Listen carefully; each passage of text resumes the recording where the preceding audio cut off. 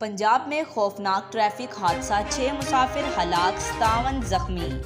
پنجاب کے ضلع شیخوپورہ میں موٹر وے پر بس الٹ گئی جس کے نتیجے میں 6 مسافر ہلاک جبکہ 57 سے زائد زخمی ہو گئے۔ AR نیوز کے مطابق ریسکیو حکام نے بتایا یہ خوفناک حادثہ پنجاب کے ضلع شیخوپورہ کے علاقے صفدر آباد میں پیش آیا، جہاں M2 موٹر وے خانقاہ ڈوگراں انٹرچینج کے قریب مسافر بس اوور لوڈنگ اور تیز رفتار کے باعث الٹ گئی جس کے نتیجے میں 6 مسافر ہلاک جبکہ 57 زخمی ہو گئے۔ حادثے کی اطلاع ملتے ہی پولیس ریسکیو ادارے جائے حادثہ پر پہنچ گئے اور امدادی سرگرمیاں شروع کرتے ہوئے لاشوں اور زخمیوں کو اسپتال منتقل کیا۔